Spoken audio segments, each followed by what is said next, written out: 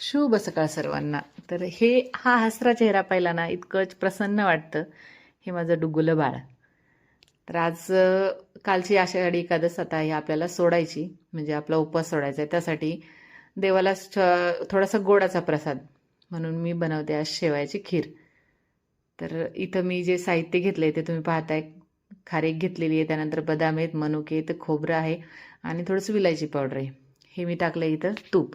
तुपामध्ये घातलेत मी आपले खारकीचे तुकडे, त्यानंतर बदाम, काजू, मनुके हे सर्व टाकून खोबऱ्याचा किस टाकलाय, वेलची पावडर टाकली, ते हे तुपामध्ये परतून घेतले. आता यामध्ये शेवया ज्या आपण अगोदर शेवया परतून घेतल्या होत्या, त्या शेवयामध्ये हे सर्व मिश्रण टाकून त्यामध्ये दूध घातलंय. अगदी आपल्याला चवीनुसार साखर घातलेली आहे. आता हे माझं बाळ, ह्याला फुलं तोडायचा एवढा नाद आहे आजीसोबत. हे आले आमच्या दुसऱ्या कृष्णकमळाला वेगळ्या कलरचं फूल. आता इथे मी करते पुऱ्या.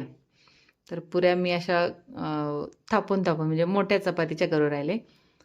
तर पाय अशा पुऱ्या करते मी. आपल्याला देवाला नैवेद्य ठेवायचा आहे, तर देवासोबत आपल्याला पण खायला भेटते. हे पहा, अगदी छान पुऱ्या एकदम गोल आकारात निघतात. त्यानंतर कुरडई तळून घेतली आहे. आता हा पापड तळतोय. कधीही लक्षात ठेवायचं, कुरडई आधी तळायची, नंतर पापड तळायचा आहे. त्यानंतर इथं अशा टम्म टम्म फुगणाऱ्या ह्या पुऱ्या मस्त आपल्याला. आणि हे झाले आज देवाला ताट. हे मी पिठलं केलंय, त्यासोबत आमच्या घरी आवडतं. आणि देवाला नैवेद्य पण ठेवून घेतलाय लगेच. आणि माझ्या आहुनला ताट दिलंय. कसं झालंय स्वयंपाक त्यांनी काही कमेंट दिलीच नाही. सासूबाई आणि माझी बहीण, तर आम्ही सगळ्यांनी जेवायला घेतलेले. आणि हा आमचा लाडोबा बाहेरून